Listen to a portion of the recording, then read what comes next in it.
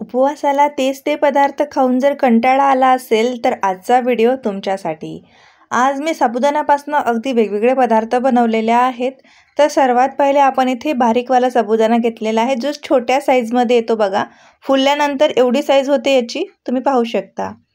व्यवस्थित आपण इथे याला भिजवून घेतलेला आहे. आता जेवढा आपल्याला नाश्ता किंवा हे जे फराळ, आपण याला काही फराळ म्हणतात उपवासाला, जो पदार्थ बनतो त्याला, तर किती प्रमाणात बनवायचा त्यानुसार घेऊया. इथे मी 2 ते 2.5 वाटी भिजवलेला साबुदाणा घेतलेला आहे. बारीक साबुदाणा नसल्यास जो रेग्युलर साईजचा साबुदाणा येतो तो घेतला तरीही चालेल, पण जर बारीक साबुदाणा असेल तर पदार्थाचं टेक्स्चर अगदी वेगळं येतं बघा. उकडलेले बटाटे आपण इथे घेत आहे. बटाटा खूप जास्त मोठा आहे, त्यामुळे मी इथे एकच वापरला. मोठा बटाटा होता, छोटा असतील तर 2 घ्या. अट एवढीच की उकडलेला बटाटा वापरायचा.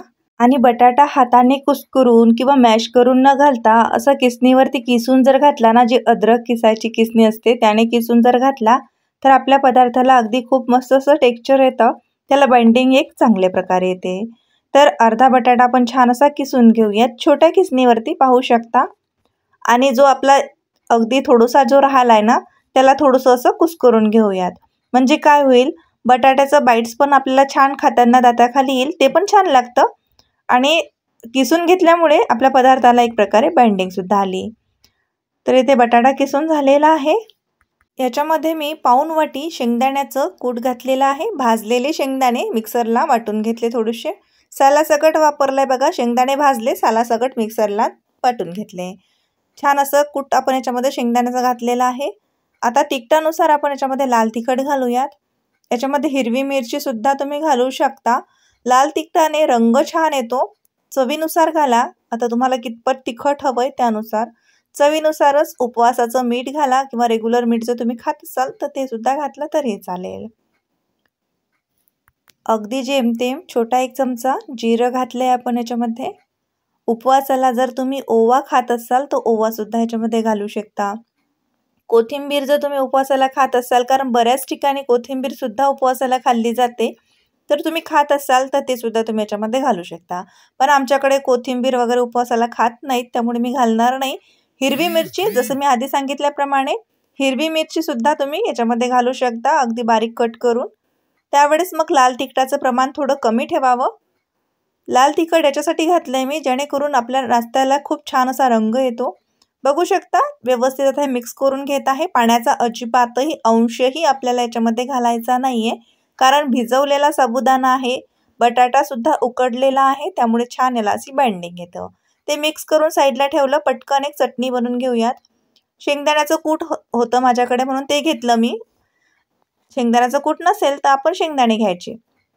भाजलेले शेंगदाणे घ्या. त्याच्यामध्ये अर्धी वाटी खोबरं घातलं, सुकं खोबरं. हिरवी मिरची घातली चवीनुसार. 1 चमचा जिरं घातलं. 1 चमचा साखर घातली, चवीनुसार मीठ घातलं आणि 1 लिंबाचा रस घातला. आता ही चटणी छान अशी थोडंसं पाणी टाकून आपण हे वाटून घेऊयात. आता कितपत सेलसर तुम्हाला हे चटणी पाहिजे त्यानुसार पाणी घालावं आणि चटणी छान अशी वाटून घ्यावी. उपवास स्पेशल शेंगदाणा खोबऱ्याची चटणी बनवून तयार आहे. कुठल्याही पदार्थासोबत ही चटणी तुम्ही नक्कीच खाऊ शकता. उपवासाला आवर्जून बनवा आणि 2 ते 3 दिवस ही चटणी फ्रीजमध्ये आरामात टिकते, खराब होत नाही. उपवासाचं सँडविच असो, उपवासाच्या इडली असो, उपवासाचा डोसा असो, घावणे असो, उपवासाचं बटाटा वडा असो, भरपूर पदार्थ आपण उपवासाला आजकाल बनवतो. छान छान रेसिपीज मी सुद्धा तुमच्यासोबत भरपूर शेअर केलेल्या आहेत उपवास स्पेशल. त्यासुद्धा तुम्ही नक्की ट्राय करू शकता. आज आपण उपवासाचं सँडविच बनवत आहे, त्यामुळे ही चटणी बनवली कुठल्याही पदार्थासोबत आरामात जाते. सँडविच मेकर जे आपलं गॅसवरचं असतं, हे 150-200 रुपयात आरामात मार्केटला मिळतं. तुम्ही घेऊन घ्या. भरपूर असे पदार्थ याच्यात बनतात. वेगवेगळ्या प्रकारचे रेसिपीज याच्यामध्ये आपण ट्राय करू शकतो. सारण छान असं व्यवस्थित याच्यामध्ये आपण भरून घेतलं. आता तुम्हाला जर याच्यामध्ये स्टफिंग वगैरे भरायचं असेल ना, तर तुम्ही काय करायचं, एक पनीरचा मोठा पीस याच्यामध्ये ठेवायचा, वरतून आणखी सारण ठेवायचं आणि असं 1-2 मिनटं किंवा छान भाजेपर्यंत गॅसवरती सँडविच भाजून घ्यायचं. बघू शकता दोन्ही साईजने किती छान असं आपलं सँडविच भाजलं गेलेलं आहे. रंग बघा, तेलाचा एकही थेंब न वापरता इथे आपलं सँडविच बनवून तयार झालं. सेम पद्धतीने मी सर्व सँडविच इथे बनवून तयार केलेले आहेत. चटणीसोबत सर्व करा. हिरवी मिरची तळून तुम्ही देऊ शकता याच्यासोबत. खूप छान लागतं. नक्कीच उपवासाला तुम्ही बनवू शकता. अजिबातही तेलाचा वापर न करता आपण हे सँडविच बनवलेले आहेत. उपवासाला तेलकट खाणं प्रत्येकाला आवडत नाहीत. काही जणांना ॲसिडिटीचा त्रास होतो. तर मग अशा वेळेस तुम्ही हे सँडविच नक्कीच ट्राय करू शकता. आतमध्ये दाखवते मी तुम्हाला. आतमध्ये सॉफ्ट, वरतून खुसखुशीत असं मस्त फुललेलं सँडविच बनवून तयार झालेलं आहे. बघू शकता याच्यामध्ये अजिबातही आपण बेकिंग सोडा, इनो असं काहीच नाही घातलं, तरी छान असं टम्म फुगतं बघा हे सँडविच. नक्की बनवा. चटणीसोबत सर्व करा. चला बनवूयात पुढची रेसिपी. उपवास म्हटलं की काहीतरी चमचमीत खावंसं वाटतं, पण आणखी लक्षात येतो की बापरे तळलेलं नको. मग अशा वेळेस हे साबुदाणा वडे नक्कीच तुमच्या कामात येतील. तर चला बनवूयात. इथे घेतलाय रेग्युलर साबुदाणा भिजवून घेतलेला आहे. त्याच्यामध्ये घातलाय आपण बटाटा उकडलेला. पाहू शकता मोठे मोठे बटाटे आहेत माझ्याकडे, म्हणून मी एक मोठा बटाटा वापरला, पण छोटे बटाटे असतील तर 2 वापरू शकता. हिरवी मिरची घातली, चवीनुसार मीठ घालायचं. लाल तिखट घाला. हिरवी मिरची घातली त्यामुळे लाल तिखट थोडं बेतानीच घालायचं.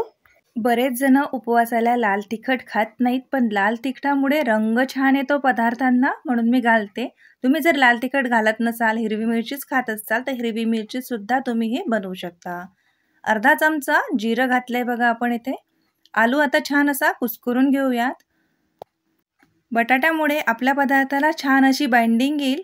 साबुदाणा व्यवस्थित भिजलेला असला, बटाटा व्यवस्थित उकडलेला असला की पदार्थाला पाणी सुटत नाही. तर म्हणून साबुदाणा भिजवताना, बटाटे उकडताना व्यवस्थित उकडून घ्या.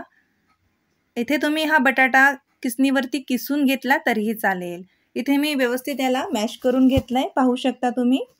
आता सर्व पदार्थाला एक बाइंडिंग यावी किंवा एक छान अशी चव यावी, वेगळंच टेक्स्चर यावं, यासाठी आपण याच्यामध्ये घालतोय बारीक शेंगदाण्याचं कूट, जे आपण शेंगदाणे भाजून साईडला कूट करून ठेवलं होतं. अर्धी वाटीच्या आसपास घालायचं. चला सर्वच जिन्नस व्यवस्थित मिक्स करून घेऊयात.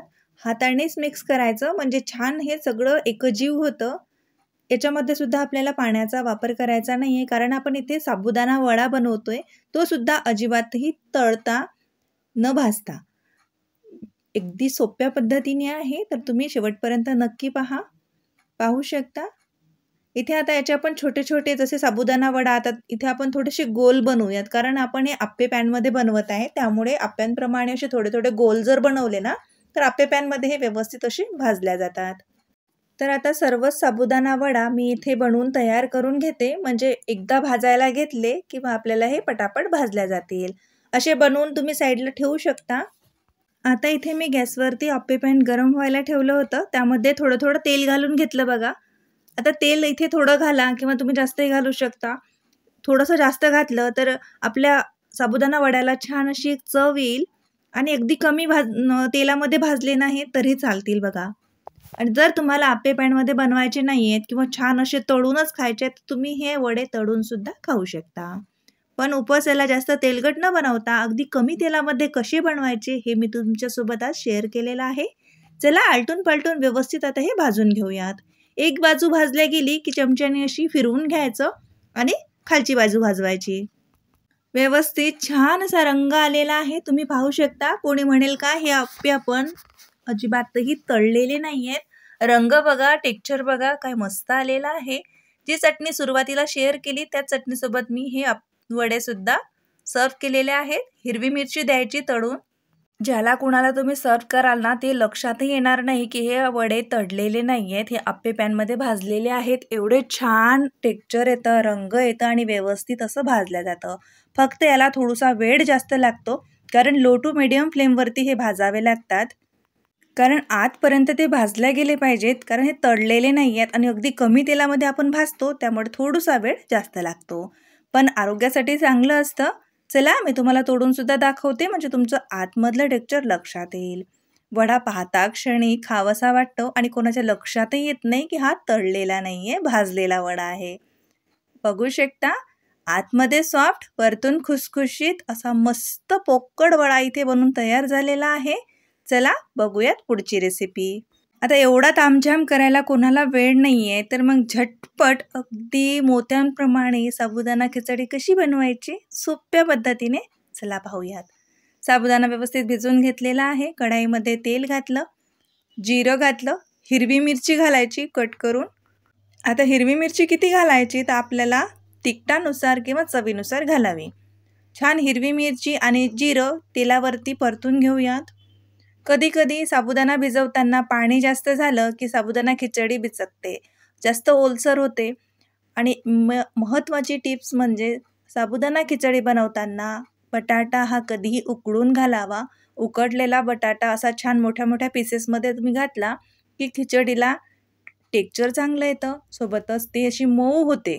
काही जण किसून घालतात, चिरून घालतात कच्चा बटाटा, पण त्यापेक्षा उकडून बटाटा तुम्ही घालून खिचडी बनवा साबुदाण्याची. आमच्या विदर्भामध्ये याला साबुदाण्याची उसळ म्हणतात. तुम्ही काय म्हणता नक्कीच मला कमेंटमध्ये सांगा. भिजवलेला साबुदाणा आपण याच्यामध्ये घातलेला आहे, पाहू शकता. परफेक्ट. याआधी मी तुमच्यासोबत साबुदाणा खिचडीची रेसिपी शेअर केली होती, त्यामुळे साबुदाणा कसा भिजवावा हे सुद्धा डिटेलमध्ये सांगितलेलं आहे, तर ती रेसिपीसुद्धा तुम्ही नक्कीच पाहू शकता. कारण साबुदाणा खिचडी बनवताना सर्वात महत्त्वाचं ते असते म्हणजे साबुदाणा कसा भिजवावा. तर इथे पाहू शकता व्यवस्थित आपण 1 मिनिटासाठी परतून घेतलं. आता ह्याच्यावरती घालतोय चवीनुसार मीठ. आता बरेच जण लाल तिखटसुद्धा घालतात, पण एकदा हिरवी मिरची सोबत करून बघा. अगदी नाममात्र लाल तिखट घालायचं, ते नुसतं रंगासाठी. नाहीतर हिरव्या मिरचीची साबुदाणा खिचडी खूप छान लागते बघा. इथे मला आवर्जून सांगावंसं वाटेल की शेगावला आनंदसागरमध्ये जेव्हा साबुदाणाची खिचडी मिळायची ना, अशीच मिळायची बघा. खूप छान उकडलेला बटाटा असायचा, हिरवी मिरची आणि अगदी मोकळी मोकळी आणि एवढी सॉफ्ट की जिभेवर ठेवताच विरघळेल, म्हणजे दाताने चावायचीच गरज नाही, अशी साबुदाणा खिचडी असायची बघा ती. आज मला त्याची आठवण आली म्हणून तुमच्यासोबत शेअर केलं बघा. अगदी तसंच टेक्स्चर आलं आहे आपल्या खिचडीला. तोच सॉफ्टपणा, तीच मोकळी मोकळी, अगदी दाना मोकळा आहे, बघू शकता तुम्ही. आता याला आपल्याला शिजवावं लागेल. झाकण ठेवून 2 मिनिटासाठी वाफ काढून घेते. आणि पाहू शकता तुम्ही काय अप्रतिम अशी साबुदाण्याची खिचडी अगदी काही मिनिटातच बनवून तयार झाली. चला सर्व करूया. दाना तुम्हाला मोकळा मिळेल. अजिबातही चिकट नाही आहे, गाठा झालेली नाही आहे, अगदीच सुकीसुद्धा झालेली नाही आहे.